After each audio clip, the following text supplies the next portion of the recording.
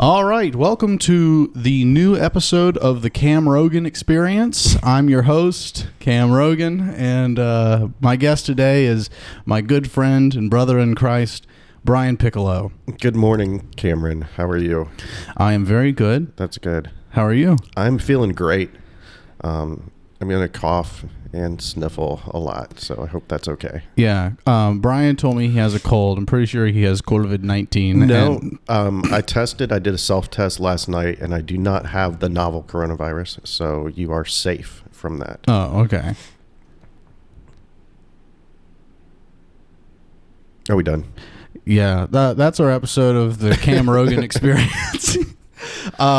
So Brian is a comedian. We've known each other for nearly a decade. Wow. And we'll get into that a little bit more. But before we do, of course, we got to run some ads first. This episode of the Creativity Theory podcast is brought to you by Buffalo Wild Wings. And then we got a little pre-recorded ad from them. Okay.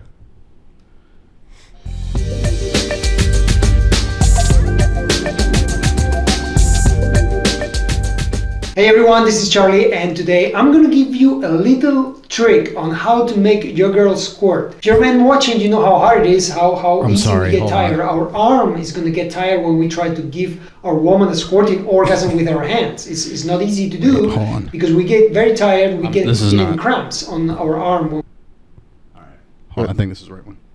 Yeah, so squirting, also known as female ejaculation, is just when a woman is stimulated in such a way that her body releases fluid. What this is sometimes supposed to accompanied play. by an orgasm frequently, but it can happen without orgasm. All right, I think it's this one. Make sure she's fully engorged and actually ready for penetration before you put your fingers inside of her. So many men get caught up and they get too excited and they try. Her G-spot is located on the upper wall of her vagina towards her belly, and you can locate it by inserting This is so embarrassing. I'm embarrassed. 2 inches deep. If you're not familiar with her G-spot, make sure to explore the area first. It should feel a bit different to touch than the... Not a professional operation here. No. Oh, you know what? I have to stop the recording. Okay. I mean, the cameras are still going to roll, but... Sound pad assigned. Pad 1, okay.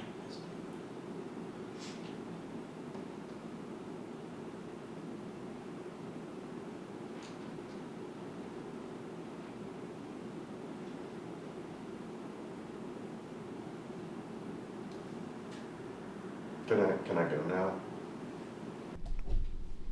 All right.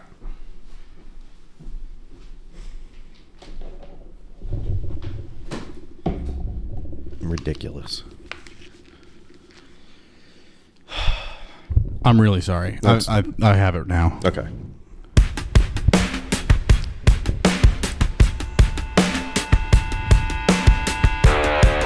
The Creativity Theory podcast is brought to you by Buffalo Wild Wings. Choose from our wide selection of traditional hand-breaded chicken wings. Or, if you're feeling wild, have some of our blazing hot boneless wings. Our flavor selection is out of this world. Whether you're feeling sweet BBQ, teriyaki, Parmesan garlic, lemon pepper, chipotle, Thai curry, or Nashville hot. Oh yeah, and our Caribbean jerk is sure to make your girlfriend squirt across the fucking room. Use promo code MakeMommySquirt for 30% off a family bundle or 30 boneless wings and fries. Buffalo Wild Wings. It's just piss.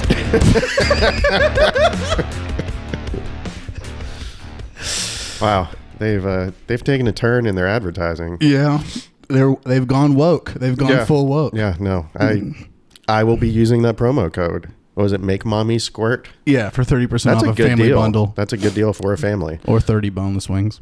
Wangs. Oh, that's good. I'm glad you're keeping the lights on. You know. Yes. Got to run those ads. Yes, Yeah. I wouldn't compromise my integrity like that if I didn't. I don't think you've compromised anything. Yeah. No, I feel like these are in line with my moral values. And it's an important message. Yes. Buffalo Wild Wings. Squirting is just piss. Yeah. Oh, I thought you were saying Buffalo Wild Wings was just piss. Oh, no. I mean, I guess maybe. I mean, not you, the advertisement. Maybe. Huh. Maybe that's what they're saying. I don't know. I'm just reading the copy. Really makes you think. It's the higher ups at Buffalo Wild Wings that send me this stuff, and then I read it. I'm familiar with how the business works. Okay, I didn't know. Okay.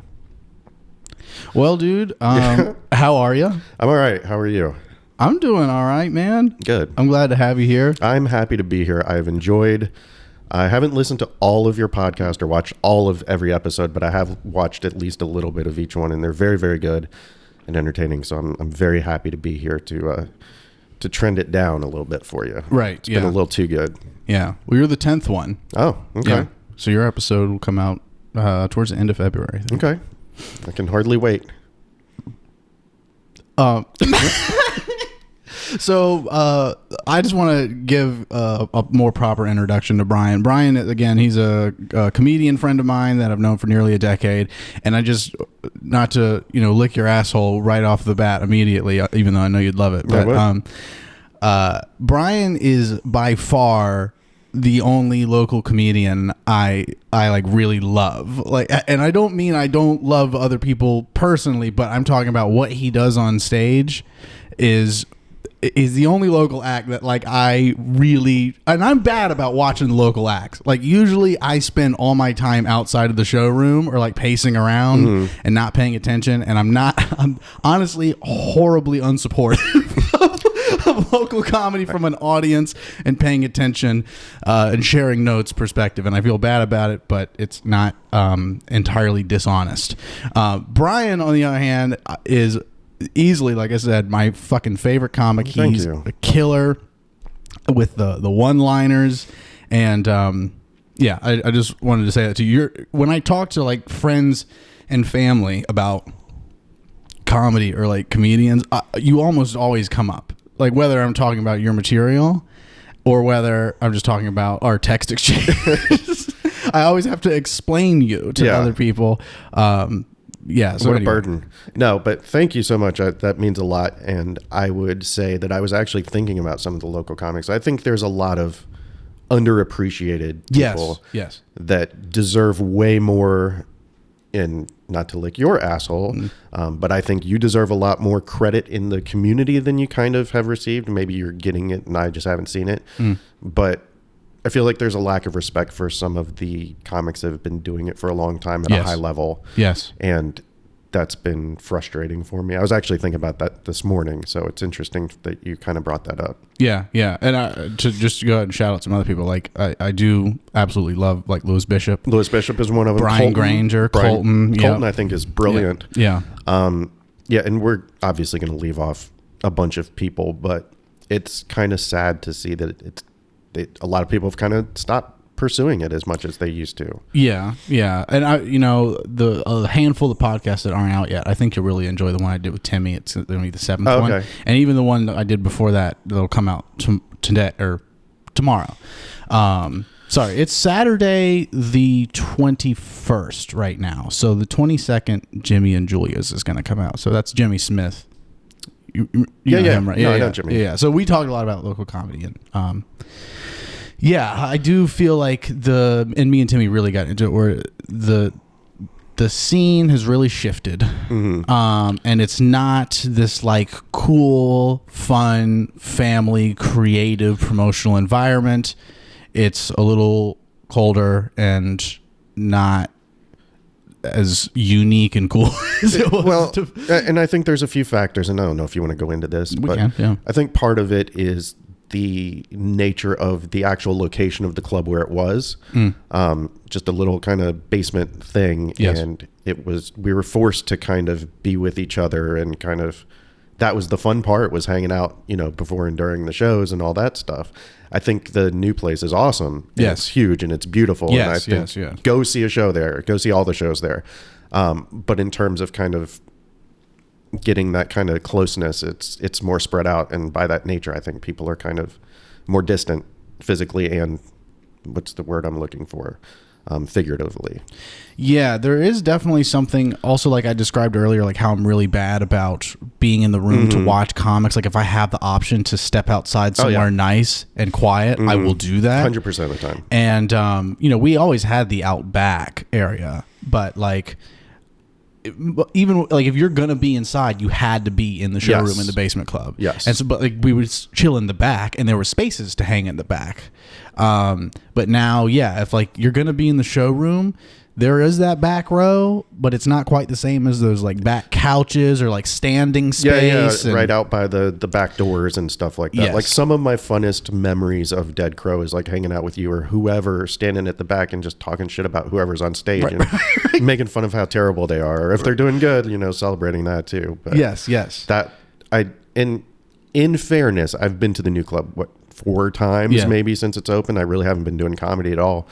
So maybe there is that, and I'm just missing out on it. Or I don't know.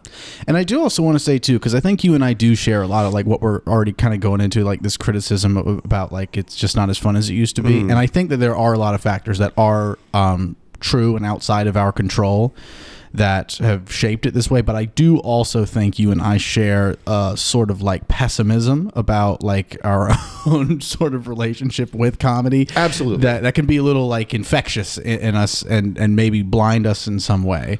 Because I, looking back, having edited some of the podcasts where I'm sharing this sort of criticism about where the scene is today, I do feel that there is a fair amount, like I'm being maybe a little too harsh, and I think that I probably could be doing more to have conversations in the networking variety of like getting myself actually booked more. I could be making more of an effort to put myself out there. Sure. For sure. In terms of stand-up. No, I get it. And my criticism of that is you shouldn't have to. I've never been good at talking to people or networking in any way. I was lucky enough that people seemed to like my stuff and would approach me to do things. That was how I always got booked too. Yes. And I think that's kind of the way it should be. I don't want to be the asshole. It's like, did you not think I was funny? Yeah. Hey, can you put me on your show? Can I do your show? I don't want that. Yes. If you don't want me on your show, then you're not asking. Yes. Yeah, I do think that, in those early years where it was more fun and that it seemed like a better sense of community and like friends, I do feel that, I never had to ask anyone to book me. It was just I would do well at open mics doing my own thing. And then every once in a while, someone would fairly regularly. Someone would, hey, I'm putting on a showcase. I'd love to have you on. It's this amount of time. Here's the date. Boom. And that's it. But like, I do think at a certain era, like when it got really oversaturated with like younger college age people, and then it got much more cliquey rather than being this one kind of unified family, that's when these sort of socio-political discussions started coming into play, where it's like, we have to be drinking buddies outside of this, because that's how you get stage time with me without asking. Otherwise, you got to play the political game and kiss some babies and ask nicely to be on the show to a certain extent. But it's always sort of been that way. It's just more pronounced now, I think, maybe. But in fairness to anyone who's putting out shows, I've also turned down a lot of shows because I've developed this weird stage fright. And I just haven't really wanted to go do them. And so I don't know. Maybe if I put myself out there more, I would obviously get more out of it. But like I said, I've been to the new club maybe 4 times. It's probably been close to a year since I've done any kind of stand up at this point. Do you still go regularly? I've been going more. I mean, like I told you, probably around summer last year, I'm just like kind of over it and I don't feel like going. And then I probably took like, I wouldn't say it was like a solid, didn't go up at all for 6 months, but I probably went up enough times to count on 1, maybe 2 hands, probably 1. And then the past couple months, I've been going at least every Thursday that I can. Maybe I skip one every once in a while if I'm super busy or tired, but I've been mostly going again. So do you feel like you're getting more back into the fold now, or are you still feeling the kind of, I don't want to say outsider status, but you know what I mean, kind of what we've been saying? Yeah, no, I definitely feel that, like what I expressed a little bit ago about feeling like a lot of the pessimism is like mostly in my head. Of course. I think it's, trying to get myself to believe that as much as possible so I can just take the responsibility for forcing myself to go up. And I think what's happened over the years, because I don't think I've talked about it in this way. You know, I've always done what I've done to some degree. And I think that over the years, from starting to where I am now, as most comics would and should, get better at doing what they do and shaping what they do. I think that I've improved for sure over the years. But I do think there's this larger socio-political thing going on, like globally, nationally, and then it's become even locally manifest. And despite me being better at what I do because of the nature of my comedy, people are more against it. Like, I think that there's been this thing that's come up where around 2017, people, a larger amount of people started dispensing with comedy and art first in the context of a comedy show or comedy club. Like, most people are like that, and every once in a while you have some people who are like, no, some things are off limits. You don't joke about them. But that was always been like a small minority of people, and you're always just like, well, that's the complaining Karens. Like, fuck them. Even the club owners and the comedians are like that. Fuck those people. They're just whiny little bitches. But then I do think around Trump era, a large amount of people started suddenly going, well, no, I actually do think that there are some moral stances I should take, that even in the context of art and comedy, this matters more to me. And so if there is a certain, like, straight white man making jokes about things that he shouldn't joke about in my ideology, then I'm going to have a problem with that. I'm going to call him out, and I'm going to, if I have any power in not letting him go up, then I'm going to use that power to not put that out there. I'm going to tell him he's not allowed to do that, or shouldn't do that, or blah, blah, blah. Like, I feel like those conversations have really increased. And rather than being one random audience member every once in a while, it's now comics and club owners and show bookers that are now saying these things to me. So that's what I've never cared about, the small little bit of audience. That's what I was going to ask. Do you even care at that point? Yeah, well, that's always been, I don't give a fuck about those audience members, because that just happens. That's just the nature of the beast. It's always been. But because it's comics and show bookers, like, it's gatekeepers.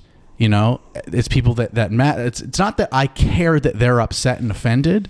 It's that I care about what effect their offense has on me. Okay. And that's where I have gotten really frustrated and don't know what to do about it. So I'm sorry, this is a long point. No, this you're is good. the point I'm getting to. Because of that, I open myself up to be like, well, you know what? If it's the people around me and my peers that are now saying this to me, maybe I do need to listen to some degree. Okay. Maybe I do need to get a little bit better about balancing my act, walking the line a little bit better rather than just jumping way over it like I like to do sometimes. Maybe I should get better about that art. And also this sort of, you know, even before this shift that I'm talking about, pretty common for people that are comics that are booking shows to say to me, I love you, I want to put you on my show, but I can't predict what you're going to do. You're just such a wild card, and it's such a risk to put you on the show. So I love you, but I can't do it. I get that a lot too. Yes. I'm kidding. Well, yeah, I was about to say, like, you're fairly consistently. Yes. You know what you're getting. But anyway, so yeah. I got to finish this point. Yeah. Sorry. So when people would say that to me, there's that, and I'm like, well, in the COVID years of, I got a lot more, because I was one of the few performers that was going up immediately. I got a lot more shows. I got a lot more paid shows, and I got a lot more chances to do long form, like 20-minute sets, 30-minute sets, hour sets. And I really got to develop and polish the hour I was working on from 2020 to about the end of 2021. And I did repeat my material a lot more, where I used to not do that so much. I avoided repeating material as much as possible, just trying to crank new shit out. And that was part of why I'm unpredictable and you don't know what you're going to get. Because you do not know what my set is going to be content-wise. You know, these are not the jokes Cameron's been working on for 2 years straight. You just literally don't know what you're going to get. So I felt like I put this effort in to really polish up an hour and preserve what it is I do, and do it a lot better and make it more consistent. And I think I was getting booked because of the scarcity of a lot of the comics that were more solid not willing to go up for the longest time in that COVID era. But then once a lot of them started coming back, the bookers and comics ditched me. They were just like, and so it seemed like I put in this effort to appeal to this thing that this pressure my peers were putting onto me. And I put in this effort and it just was not recognized. Like, it was just not acknowledged. It was not appreciated. It ended up doing nothing for me in the end. I'm less booked than ever now. And so I don't know. To me, it felt like David Lynch always talks about him making Dune. Do you know about his like, it was his biggest failure. It was his biggest budget movie and he just fucking failed. And he says that, like, it's about this integrity thing, you know, like, he didn't get the full creative control that he wanted doing that, and that's why it failed. So he feels like he failed twice. One, he didn't get the thing he wanted to make, and the thing he had to make failed. It was a failure. Right. So that's it. I was compromising to some degree who I am and what I do to appeal to a group of people and peers that ultimately said fuck you in the end. And that's where a lot of my frustration comes from. And now I'm back at this place like, you know what? Just the same as I've never given a fuck about that small minority of Karen complaining audience member, that now has to apply to the comedians and show bookers who are being fucking annoying little bitches to me. That's where I'm at. Okay, to that end, sure. But do you feel like you learned more about the process and improved your act through going through? So here's kind of something I've been thinking about too. So I say a lot of heinous shit in my stand-up, and I think it flies under the radar because I also throw some softballs up there too. Yeah, you know, some silly puns or whatever, and then I say some pretty fucked up shit, and no one ever seems to think, oh, Brian's a dirty comic. I guess I'm not a dirty comic, but I say some pretty messed up things. Yeah, for sure. I love it. and I get away with it, and I think it's just like, if you're playing baseball, you throw a 100-mile-an-hour fastball, the batter's gonna miss it. Keep throwing it. The batter's eventually going to hit it.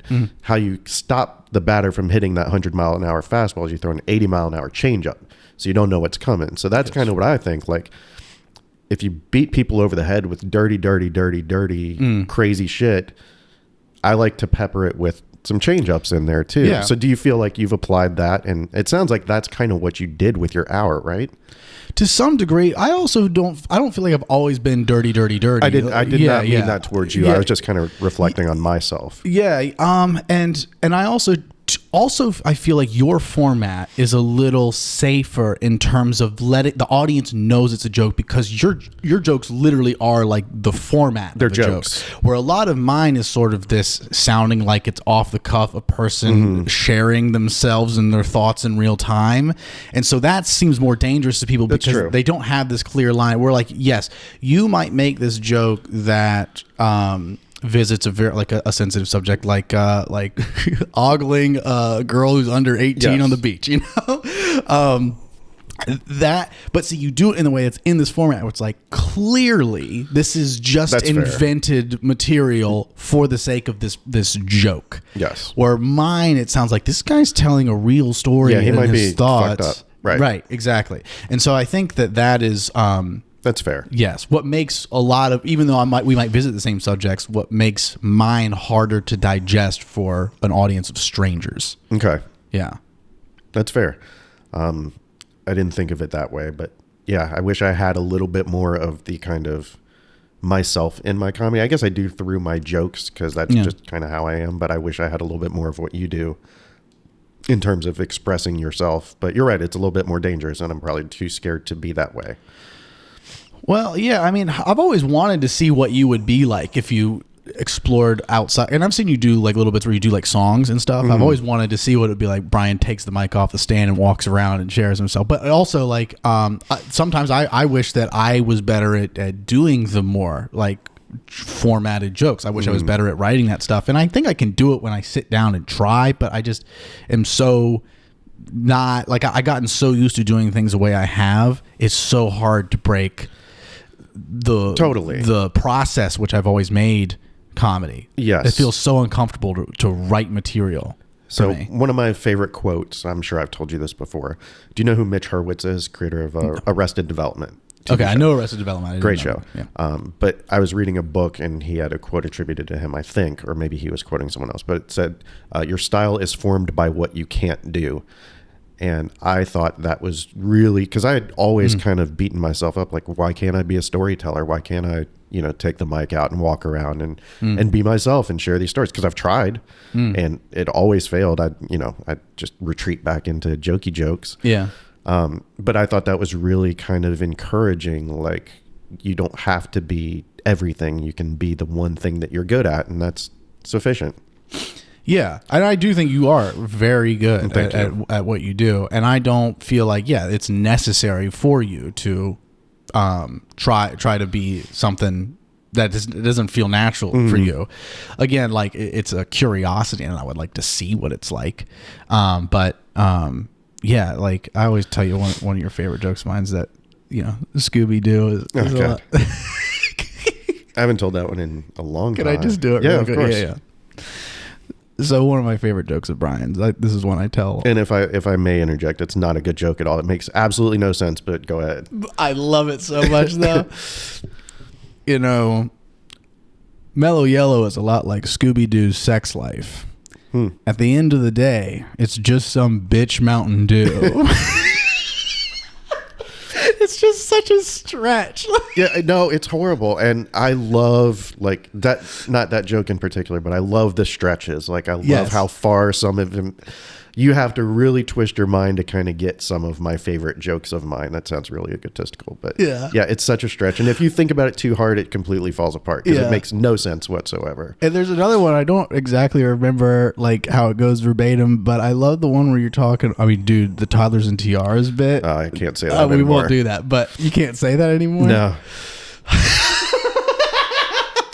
It's such a good joke. I have so many jokes I can't say anymore. What about the one about the men are like dogs, where you do it? I don't even tell that one at all. I mean, you don't tell that one anymore. No, I don't think it's that great. I always love. I think it's a 3-part joke, and the kind of the funny part is I say men are like dogs, and then I say the stupid first punchline. It's a real softball, and then men are like dogs, and I just tell the same joke 3 times with 3 different punchlines. Right, and the third one's just like a really hard. Yeah, it's really just graphic and disgusting. Yes, yeah. I love that. So, do you have like a process where you write these jokes, or do you just kind of like live your life and wait for them to come to you and then you write them down? Mostly the second. There are a handful of jokes, and I would say 95% of the time it just comes to me 2:00 in the morning. I text myself or sign into notes or whatever and write down, oh, that's a funny word, and then I build backwards around it, like, oh, okay, well, I can make it match up with this phrase or whatever.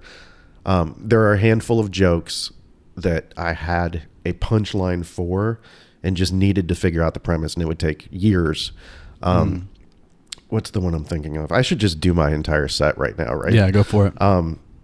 That's the cruise joke. I went on a cruise recently to Jamaica. Yeah, I love this one. You can just do it. And it was weird because it seems like every bar in Jamaica is a sports bar, because every time I would walk into a bar, somebody would yell out, "There's a game on." So I had the game on thing for years and years and years, and I could never figure out how to attach a premise to it. So that one literally probably was a 2 or 3 year process of me just testing out different ideas of how to get this stupid pun wordplay joke. Yeah. But yeah, that's the example I would go to for something I had to actually work on. But I think what you're more asking is, do I sit down and like brainstorm or anything like that? And I've tried. Yeah. The closest I come to that is I'll open my notes in my phone and then I'll write the jokes out on a piece of paper. And sometimes that helps me kind of craft them a little bit. But I don't know what this says about me, but basically every joke I put in my phone is essentially fully formed as soon as I think about it. It's not like I grind away very often.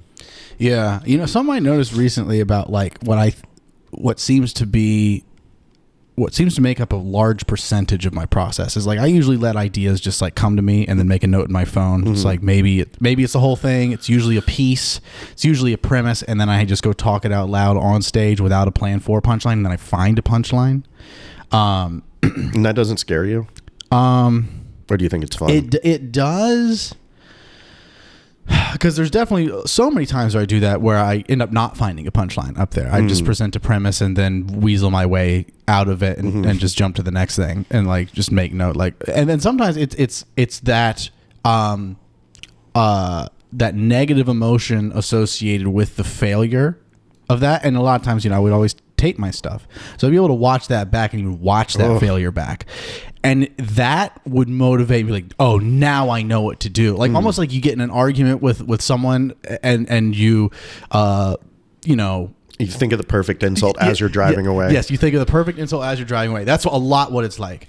But something I noticed, like, became a little more consciously aware of, is that a lot of times, even though I'll have like notes of things compiled over the past week of like, these are half-baked premises, ooh, I don't know, and then it's getting to be that last like 10 to 5 minutes before I go up, then the nerves start coming in, then suddenly there's this flood of ideas, and so many times in that last 5 or 10 minutes before I go up, I throw out the entire set and come up with an entirely new one.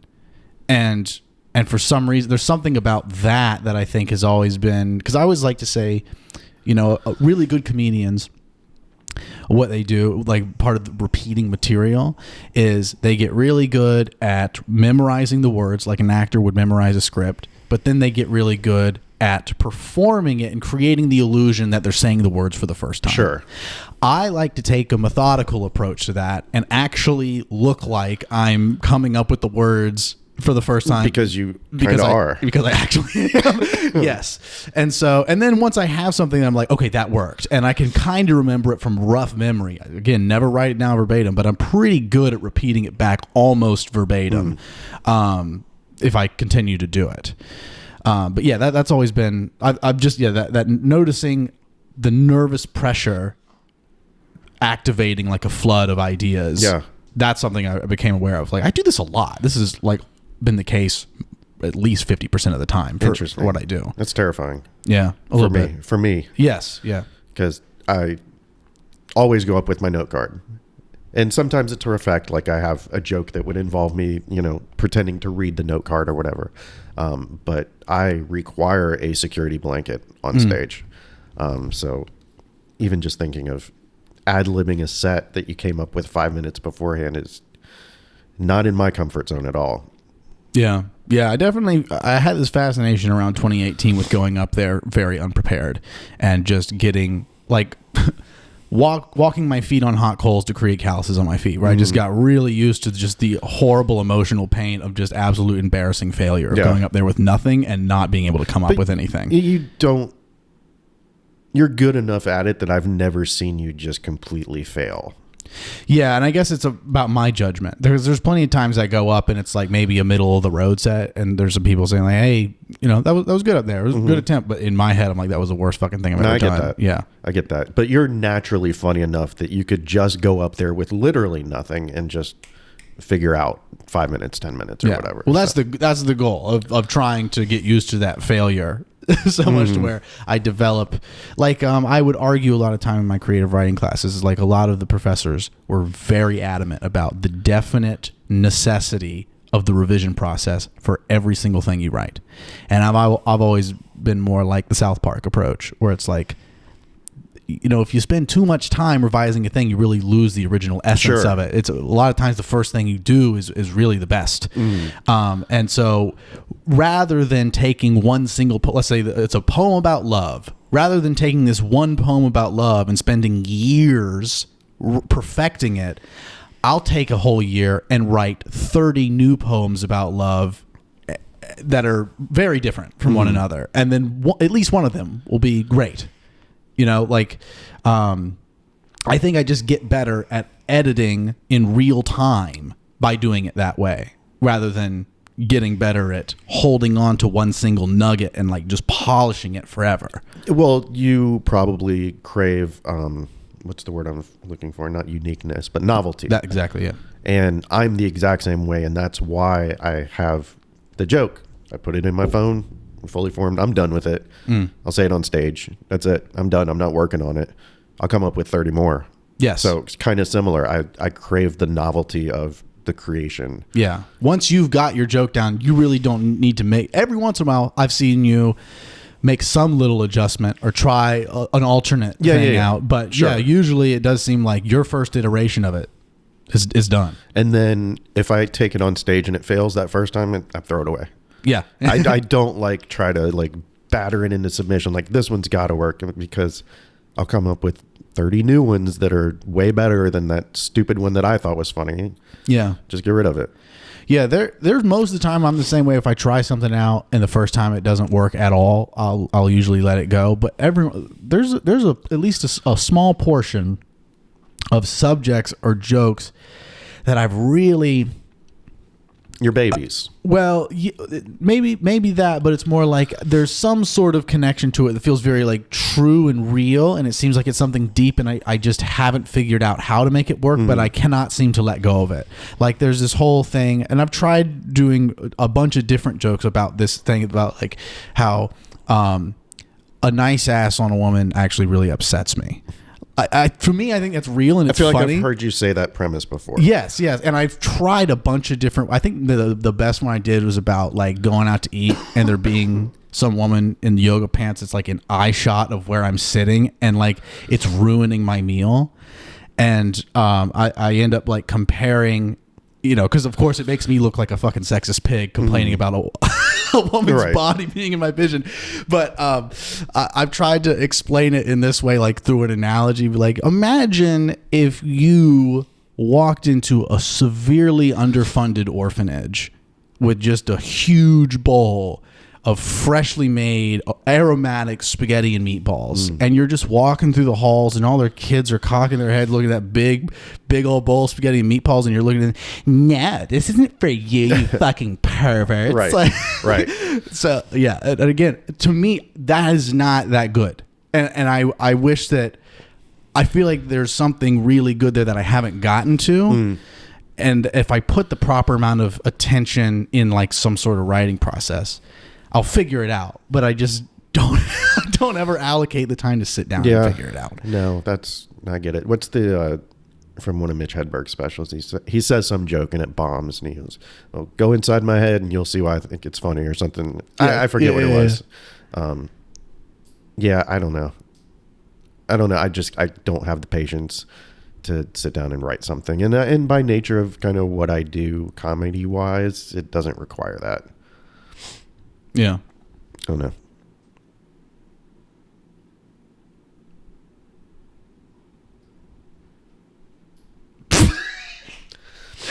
Well, I'm out of stuff. Okay. No, I'm just kidding. Didn't we meet for the first time? And this is kind of a not very related, but didn't we meet for the first time at Sean Webb's funeral? Yes. Yeah. Yes. We had talked on, I guess, probably Facebook or whatever at the time, but the first time we physically met and embraced was at Sean Webb's funeral. I definitely remember embracing. Yeah. The whole time. Yeah. Harji, another underrated, hilarious dude, was very funny at that funeral, which is weird to say, but yeah. That was such a beautiful funeral. It was really nice. It was it was really nice seeing the way, like Harji's moment where he gave that speech. That was like, it was super heartfelt and also hilarious. And it was Harji. Yeah, it was 100%. Harji. Yeah. And then, so you were in Wilmington before. Yes. I came there in 2012, but then you went to Washington, D.C., right? Mm. And then you ended up coming back to Wilmington. So what year did you start? Comedy? Yeah. 2007, 2008. I don't remember exactly which one, but... Did you start in Wilmington? No. I started in Charlottesville, Virginia, actually. Okay. I didn't know that. Yep. So I saw it was either Facebook or even MySpace back then. Somebody advertised for a Charlottesville comedy roundtable. And it was a bunch of people. There was no comedy scene in Charlottesville or anywhere that I knew of. And I joined the group, and I'd drive an hour every day. Why are you laughing at me? I'm just thinking about the moment where we just went dead silent. I'm thinking, just leaving that in there. Yeah, no, leave it in. Just thinking about watching that back or what it's going to be like for other people. I can't wait. I'm sorry. That's okay. Keep going. No, I don't want to. No. Come on, please. No. I was trying to tell you about my beginnings and, You're just like already thinking about what you're going to do next. I wasn't thinking about what I'm going to do next. I'm thinking about what we already did. And I'm laughing. Whatever. He's full of shit, dude. This is what he does. God, I'm not doing anything. God damn it. I look like a fucking asshole right now. All right. Sorry. Anyway, drive up to Charlottesville. It's an hour and a half every, both one way. So every Saturday we get together, a bunch of comics. You're still laughing. I can't do it.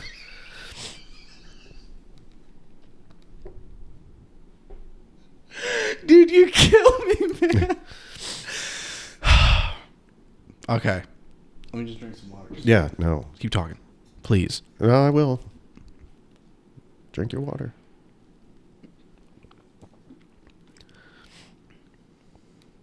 All right. I don't remember where I was. Anyway, I started 2007, 2008 in Charlottesville. Okay. And then you went to Wilmington. I moved to Wilmington because, oh God, before your time. So I did a show in Charlottesville. Oh, what the fuck was that guy's name? King Jerry or something. I don't remember the dude's name, but he was a Wilmington comic.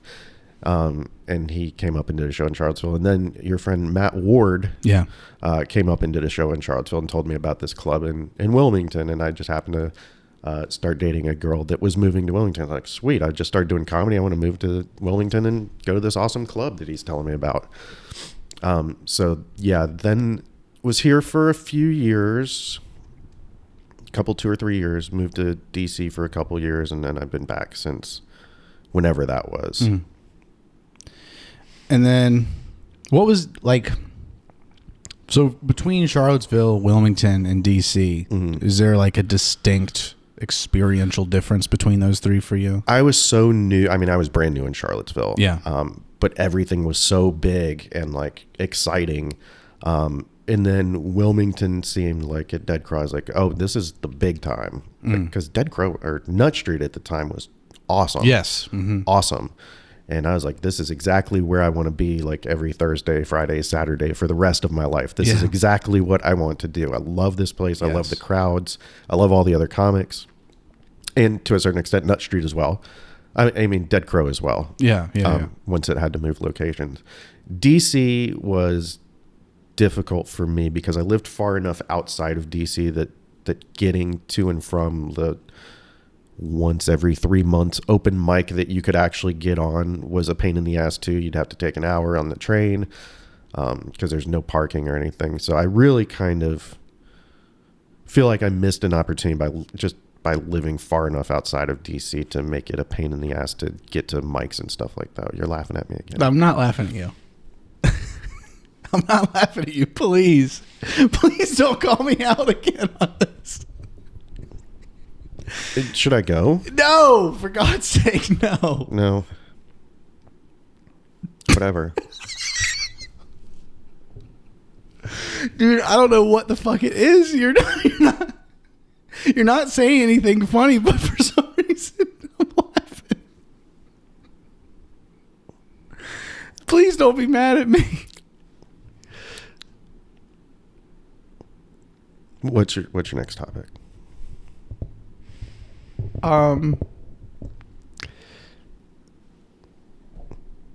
So squirting, also known as female ejaculation, is just when a woman is stimulated in such a way that her body releases fluid, sometimes accompanied by an orgasm frequently, but it can happen without orgasm as well.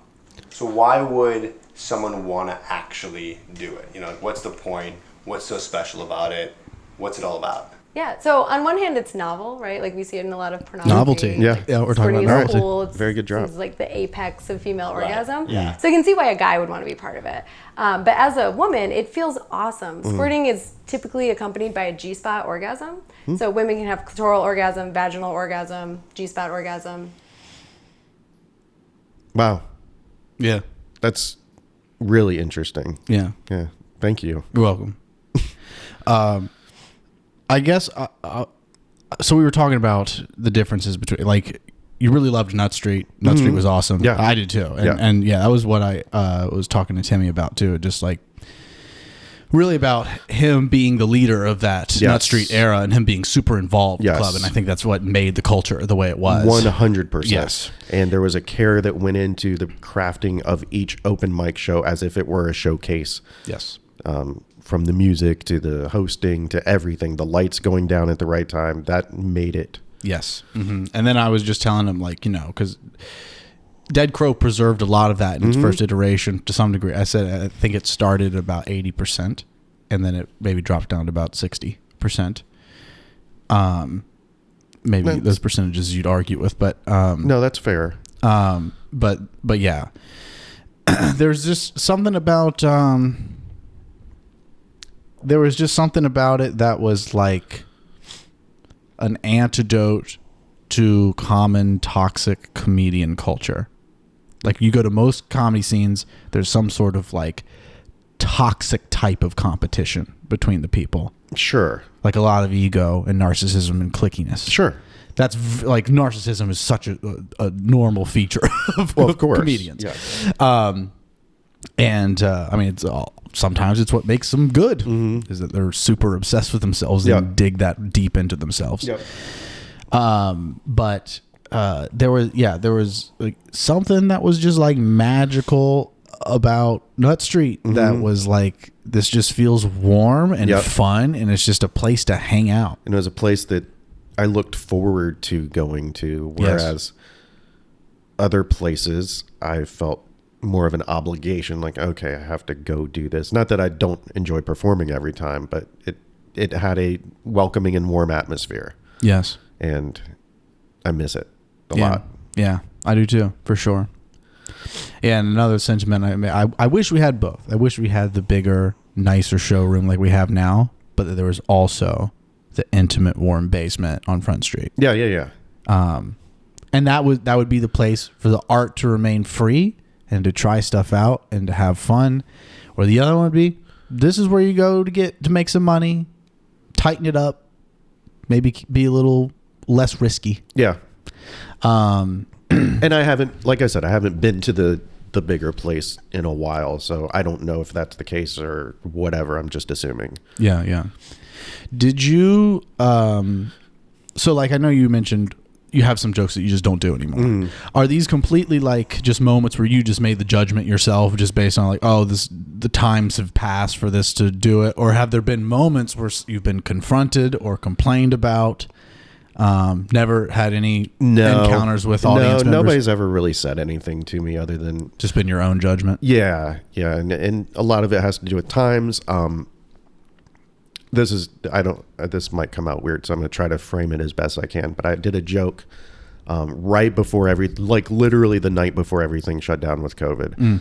It was one of the best sets I ever had, where I was pretending like I was running for president, and I had this joke, and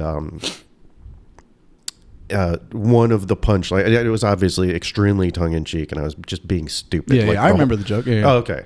But I made a joke that was at kind of a Jewish joke. And, again, very lighthearted and not like horrible. Right. But I'll never do it again, because you saw kind of the tide turned and people started actually really hating the Jews again. And I was like, I don't want to be a part of that. So there's a number of things that kind of, as the climate's changing or has changed, that I just don't feel comfortable doing that subject, because I don't want to be associated with the people who really have these terrible ideologies. Yeah. And I think, because here's kind of what I was getting at the time, obviously the Jews have had a little bit of a rough past, but it felt, what? Yeah, I know. Well, I'll send you some links later. But it felt almost like it was so far in the past, like there's no way people actually still feel this way.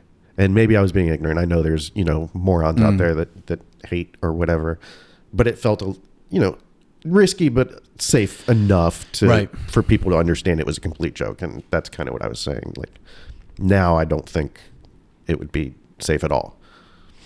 Yeah, I see. And I understand that completely. And I think that there's maybe like, there's very few things that have made me go, I think there's at least one thing, I'm not even going to say what it is, but there's at least one thing that I've done historically and been like, it's just like anything else, but then got to a certain point with just social pushback locally and broad scale globally, just in comedy, that I've gone, you know what, like, I still find this funny. I still think it can be made funny, but I just not worth the hassle. Yeah, it's not worth the hassle, just because the consequences if I misstep or fail, it's just, they can be really bad. So but I was going to say, in response to what you're saying, is like, for the most part, I'm the opposite. Like, if it's a hot button issue, like as soon as the Kanye thing with the Jew thing, like that was what my material was for that week. Like, as soon as Kobe Bryant died, that was what my material was for the week. As soon as my dad died, that's what the material was for the week. Like, it's whatever is, and the dad dying, I guess, is out of context, but it's more just, you know, even when it's personal, it's what I do. But yeah, I feel like largely the point of me even continuing to be on social media, as much as I mostly don't like it, is so that I have some sort of sense of like, what is the super taboo sensitive thing that's the most prominent in the zeitgeist, because that's where the tightrope walk is most visible and the most tension can be built. And that's where I'm interested in as a comic. But I know that's not what your interests are in. Not at all. Even though I could see those things as being funny, like you and I talking or something like that, it would not be something that I would present on stage comfortably. So we definitely differ in that way. Yes. So going back to material that you may not do or feel comfortable doing anymore, do you blame it all on like the climate, or do you think some of it is, as you've gotten older, you're like, man, that was kind of childish? Or because I have a lot of jokes that I was like, well, that's such an easy joke, like there's no thought behind it, I'm not doing that anymore. Or it touches a subject that I just don't feel comfortable talking about, not even because of the way the world is right now, just because I've matured a little bit. Yeah, and also in this answer, I'm going to clarify too, because I've probably said a lot to where it seems like I'm just entirely frustrated by this larger socio-political climate change sort of thing. And I want to say I mostly actually like it. Like, I actually kind of like, again, as long as it stays with just audience members, I like that pressure. Sure. It makes it more fun to do the tightrope walk. It's that line where it crosses into bookers and comedians where that gets annoying and frustrating for me. Understood. But otherwise, I think even with just what's going on currently with that socio-political climate shift, there's always some sort of socio-political climate shift happening just throughout history. And you have to adapt to that. You have to change. You are going to change as being part of it, because you can't be separate. You can't be a human being and be separate from it. But you're also like, you're not just like a sole monologuist doing comedy. There is, the response of the audience is completely pertinent. So you have to shape your material so that the audience's response...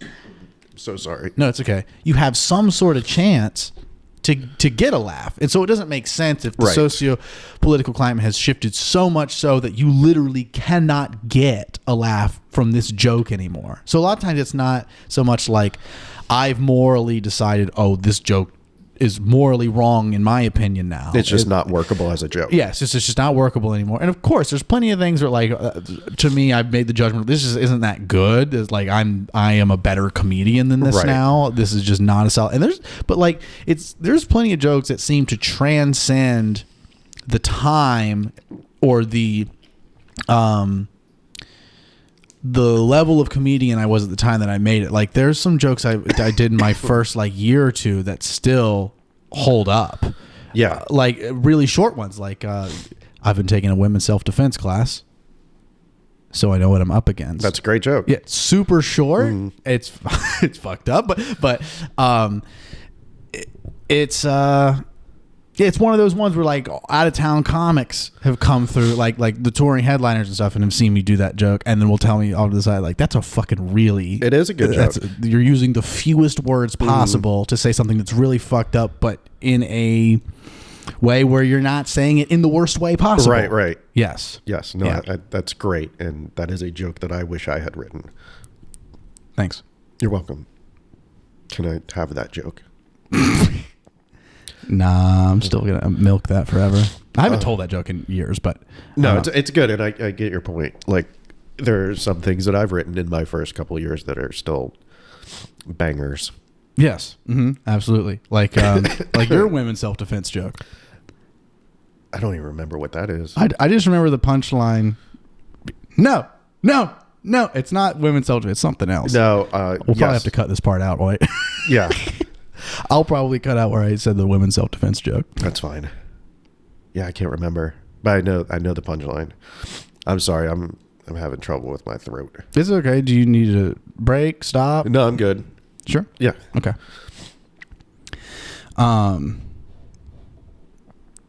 So I have a few. I barely even looked at these notes. I've just been talking to you about comedy. That's cool. I like comedy. Sometimes. Have you seen any good comedy specials lately? No. I tried watching Andrew Santino's special. Ugh. Yeah. Yeah, I think Netflix has ruined comedy. There's too many people that are getting specials that don't, not necessarily him. Yeah. I haven't seen any good Netflix specials. Ever. Maybe ever, yes. I mean, like, I like Chappelle specials. It's all right. It's not a great Dave Chappelle special. Yeah. It's all right. Yeah. That's the highest compliment I can give to basically any Netflix original program. Is like, it's all right, I guess. And I enjoyed Louis' 2017 special, 5 years ago. Right. But yeah. The quality of the Netflix ones are pretty not great. But YouTube specials, I enjoyed Fahim Anwar's special. I did not see that. It's good. I think it's called Hat Trick. He does like all 3 rooms in the Comedy Store. Oh, that's cool. Yeah, I think it's like 3 20-minute sets back to back. It's good. Okay. Enjoyed his. There's also some Bill Burr specials on Netflix I've enjoyed, but again, maybe not their best work. Yeah, I understand. So, Shane Gillis, that might be one of my favorites. I think I saw it. I didn't like it that much. Oh, dude. I think it was built up too much for me. It's like, this is the greatest thing ever, and then it wasn't. Yeah, I don't know. Shane, I mean, I also just find him very funny. Yeah. Like just in podcast format. And I'm not that familiar with him. He's good. I've seen him on a few podcasts, and I thought he was fine. Yeah. And then who was the other one? Oh, Joe List, his newest one. Oh, okay. His check that out. Really good. Okay. Yeah. I laugh really fucking hard at his. Yeah. Cool. I'll check it out. Have you seen Brendan Schaub's stand up? No. It's really good. Is it? No. No, it's so he has, I forget which one is, he had one on Showtime and then one is on YouTube, and the YouTube one is, it's, if you like watching terrible comedy as much as I do, you'll love it.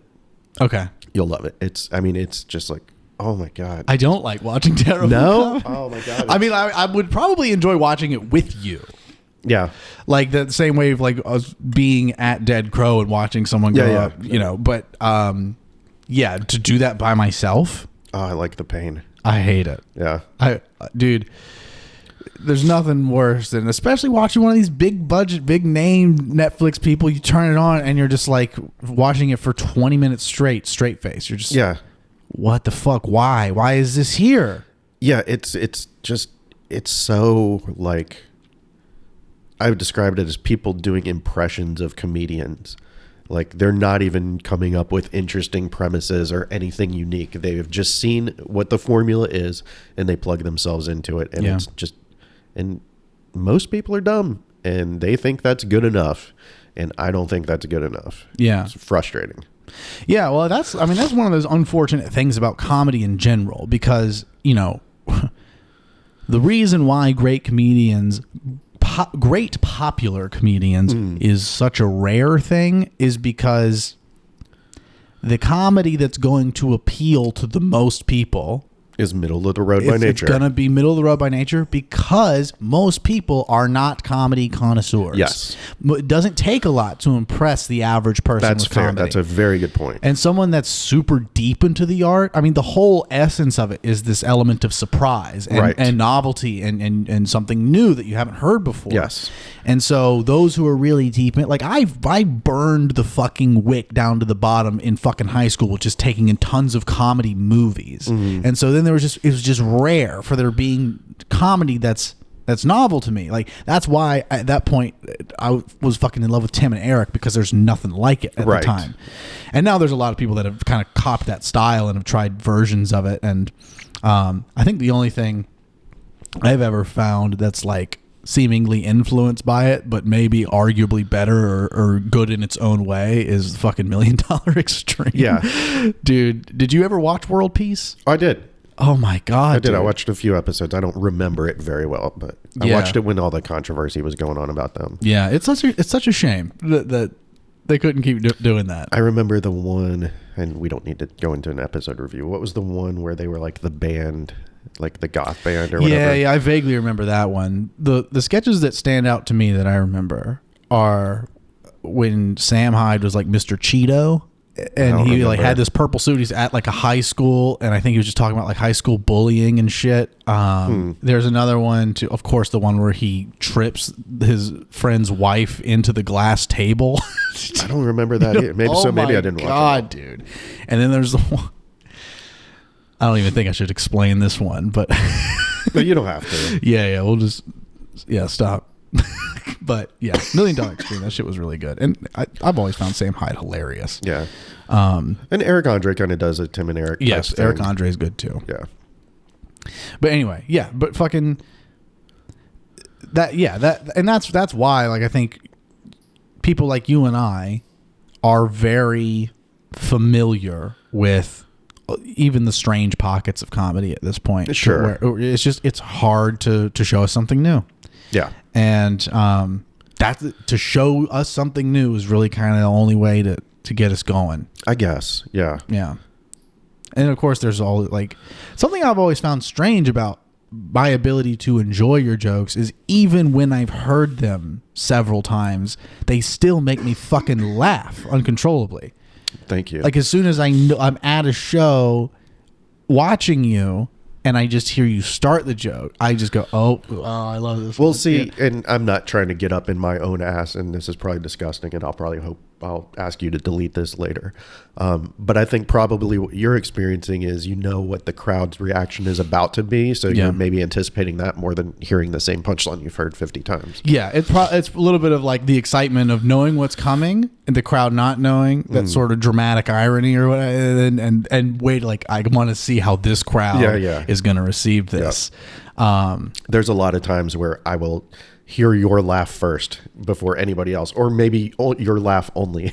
Yeah. Like, all right, well, at least Cameron enjoyed that. Yeah. I remember you were doing a Brewer's Kettle show, probably like half a year ago at this point, or like a year ago, maybe. Yeah, I guess. And what was the joke you're talking about? It's kind of a longer joke where you're talking about some sort of like wiki how. Oh, yeah. It's my crowd work joke. Yeah. Oh, my God. I love that joke. Yeah, you'd never heard that? Well, I think I'd heard it before, but I just distinctly remember it at that show. Yeah, it was. I talk about how I'm not good at crowd work, and then I wiki how'd how to do stand-up comedy crowd work. And it's completely bullshit. Like, none of that is actually in the crowd work thing of wiki. I just thought it was funny. Yeah, it's a great joke. Thank you. We can talk about some of our past collaborations. Sure. Yeah. So I remember, us kind of becoming friends. Like I said, we met at Sean Webb's funeral, and then kind of became messaging and texting buddies. And you're like the only person I text like that. I'm not a texter, but no. But I like even the conversation. It's just a constant thread of sarcasm. It's sarcasm and inside jokes. Like, if anybody saw our text conversations, they would not understand anything. Yes. But over the years, we have developed a network of hundreds, I would say, of just inside jokes that I will randomly think about at 2:00 in the afternoon and be like, I'm going to send Cameron this about whatever. And so, yeah, it doesn't make any sense, but it's fun. Yeah. It always makes me laugh. I won't say this, but Zach was telling me before we went on about the thing you sent me with somebody's throwing up a bunch of red flags here. Do you know yes, I know exactly what you're talking about. Crying, laughing as I was reading that. I always feel so accomplished too when I get you, because it's hard to tell through text if I really got you or not. But you let me know. Yes. You were like, dude, I'm somewhere where people are aware I'm laughing. Yes. And I cannot explain why. Right. Because if it's so funny. Yeah. Yeah, we'll throw a screenshot of that up in post. Yeah, of course. Yeah. But anyway, yeah, and I just remember like kind of early on, like 2015, I put out like White Devil, and then you just like kind of messaging me about that. And then super good. Yeah, thank you. And you know, just you started sending me beats and stuff, and then I first used some of your beats in Shit Show sketches and songs. So we did the So Many Pine Cones one. Yes. I Want to Fuck My Daughter. Yep. Classics. Yep. And then I got to have you on the 5 White Guys Not Being Racist sketch. I don't remember that at all. You don't? No. That's the one where it's like you and John Ripley, Drew Harrison, Addison, and then Mike Van Vliet comes in at the end, but we're in that boardroom. Oh, yeah. You know, I know you have that line where you go, the Confederate flag was taken down, right? Right. God, I forgot all about that. Yeah. Fun times. Yeah, we've done a few good things together, I think. Yeah. Shit Show, and then your very, very long movie. Yeah. That you filmed at my house partially, and I wasn't even supposed to be in it, but yeah, I'm glad I got you in I it. weaseled my way in. Yeah. That was fun.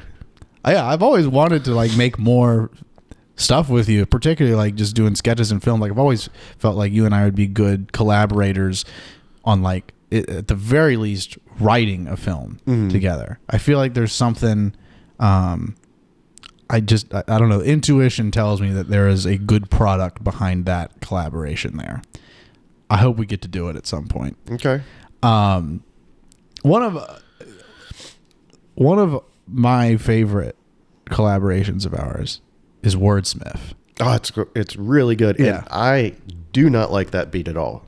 I love that beat. I think it's terrible, but I think you're so good on it that it elevates it a lot. Maybe, but I don't know, like, because I've had a number of like friends that make beats that like send me shit like, hey, you're welcome to use this. And I always feel bad because my process is like downloading hours and hours of beats and then just listen. And then sometimes I'm in this flow of like, I can't get a single song made.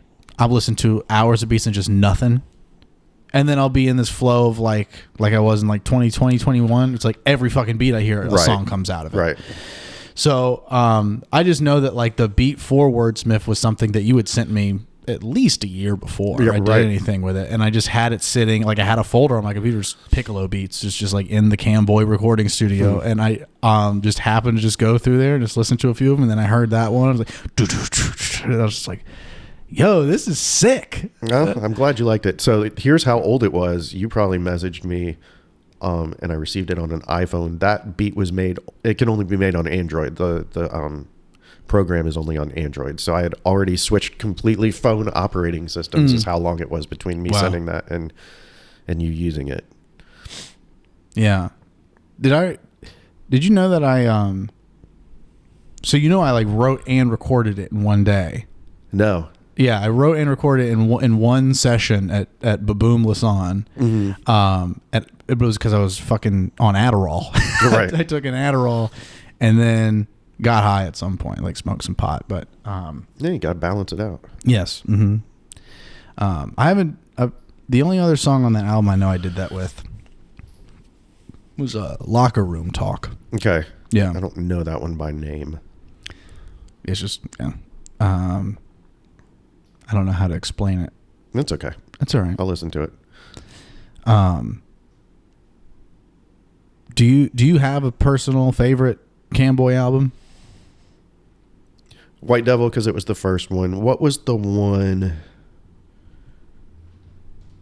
the double album I really like too. I can't remember what CGM. Yes. Yeah, that's one with Wordsmith on it. Oh, okay. And it's got Locker Room Talk on it. Yeah, I like that one a lot. I would say that's probably my favorite. That and White Devil, just because I don't know how to say this without sounding like a jerk, but I was like, wow, this guy's actually good, because I've heard a lot of people that are not actually good, and you were actually good. Oh, I was impressed, so that one will stick with me.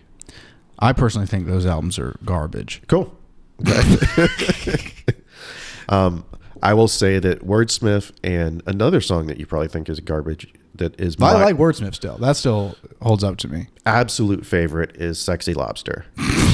And I swear to God, I'm not kidding. I will, at least once a month, I will listen to that song. That's funny. It's so good. Yeah. It's so smart. Yeah, I mean, it's just one of, like, I personally don't listen back to it. I don't, like, jam out to it. I think it's great. I love the sound of it. I love the beat, and the lyrics are fantastic. Yeah.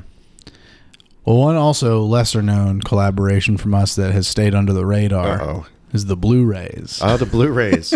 One performance. One live performance. We made one track together. Yes. But then it aged terribly. Yes. Aged terribly. It was a song supporting Donald Trump. Yes. Before Cameron would go on to actually support Donald Trump. Yes, exactly.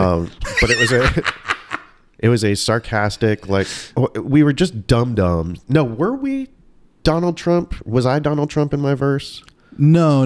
We were both just, I think, supporters.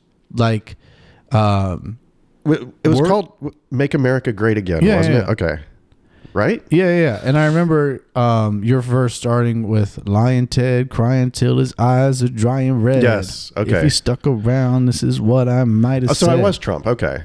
Were you? Yeah. Okay. So I was writing from his point of view. I never picked up on that. Well, no, it's very subtle. Donald Trump sticker. On my left breast. So funny. That song actually still sounds good. I mean, I haven't listened to it in a long time, but I like the way that sounded. The message may have been lost in the sands of time, though. Yeah, I mean, I definitely think it's our fault that Trump got elected. Well, 100%. Yeah. And before that, I don't know if you were there for that, but I guess the Christmas open mic, or the open mic before Christmas, before Trump got elected, Lydia Manning and I did dirty versions of, like, Christmas carols. Were you there for that? Yeah, I remember that. And one of them was like a Trump supporting Christmas song. I can't. Instead of Feliz Navidad, it was Police Build a Wall. So I think I am very much responsible for Donald Trump getting elected, because I supported him in 2 different songs. Yeah. So that'll do it. The power of music. It's profound. The power of my music. The power of your music, specifically. Mm-hmm. Yes. Yeah. So sorry, everybody. Unless you like him, then you're welcome. Yeah, but that was fun. I honestly thought that we would probably do a lot more, and then it was so hard for anyone to hear what we were saying with those ski masks over our head that it kind of, like, fell flat, and I just got discouraged. But Blu-rays was a fun venture. Yeah, I know we always talked about, like, making a full album of that. People don't know so Blu-rays is the group, and then there were 2 guys named Ray. Yes. We have different last names, though. And it's like the name and our names is like a quadruple pun, like, folding back on itself. I'm very proud of the names. Yes. He's racist. Racist, C-Y-S-T. Yeah, C-Y-S-T. And then I'm Ray Pissed. P-I-S-S-E-D. Yes.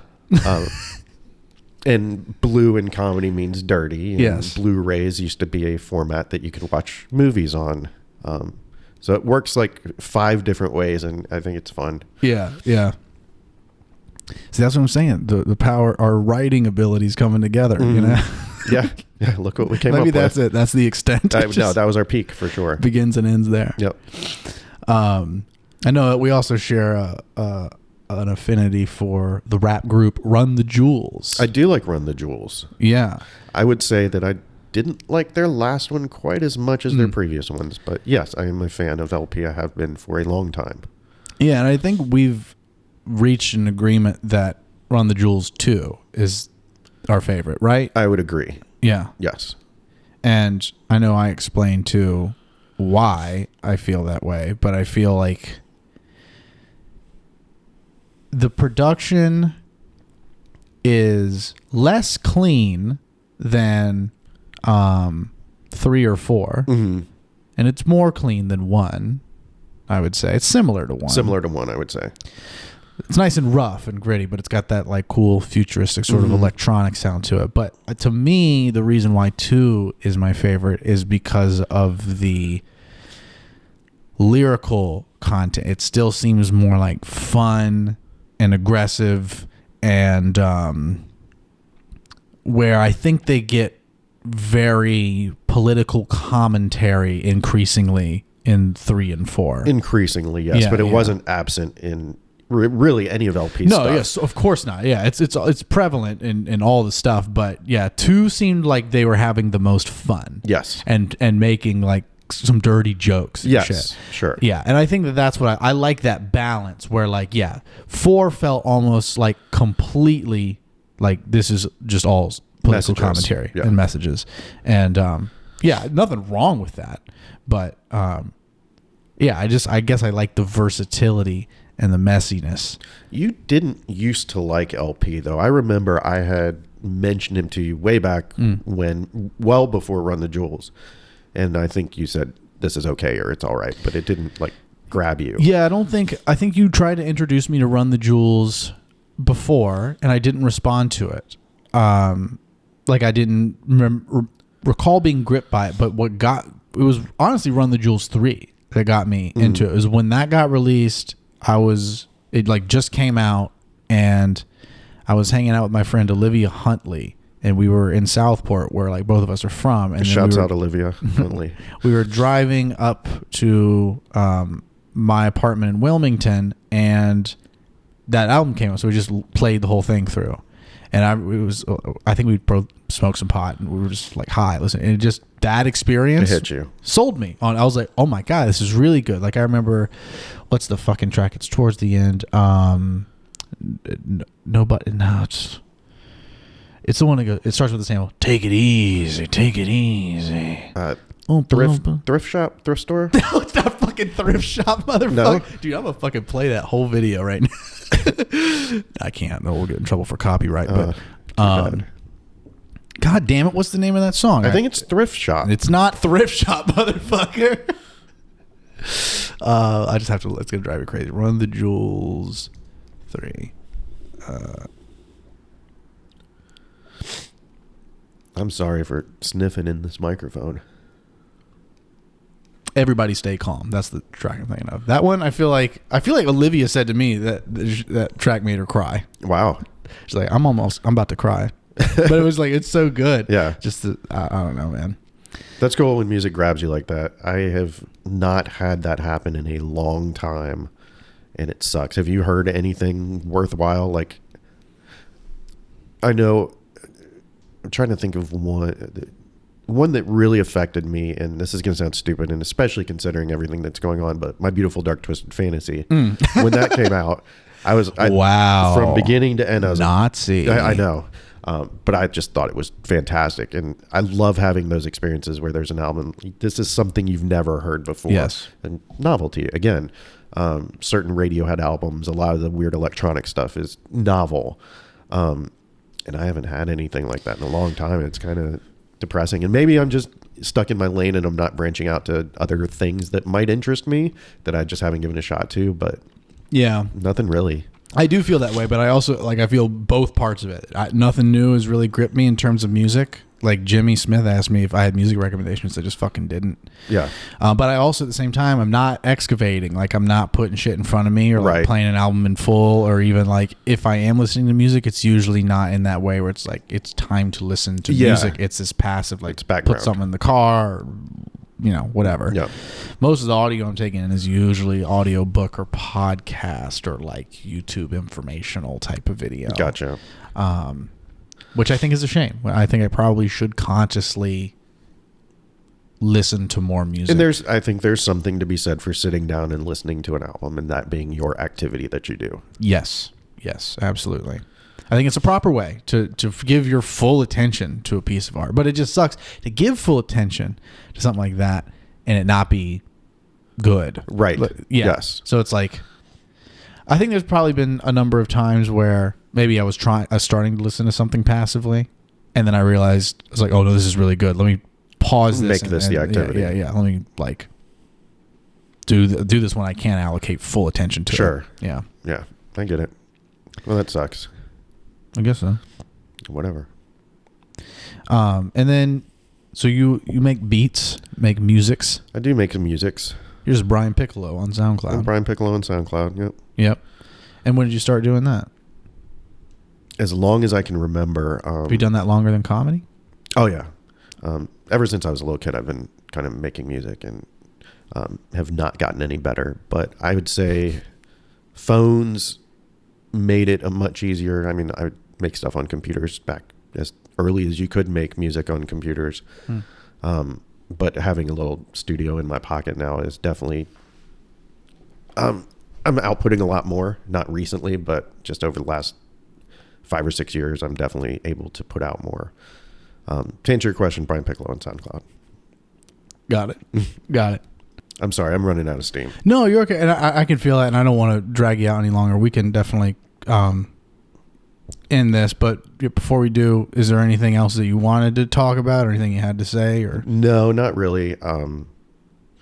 I did mean what I said when I said I really enjoy this podcast. I've been watching the Colton clips for the last week, and so I do definitely appreciate you having me on here, and I love you. I love you too, dude, and you're welcome to come back anytime you want. Maybe when you're feeling better. Yeah.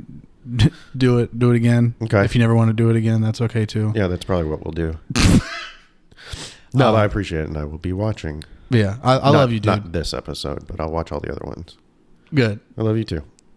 It'll play us out. Yeah, let's Make sure she's fully engorged and actually ready for penetration before you put your fingers inside of her.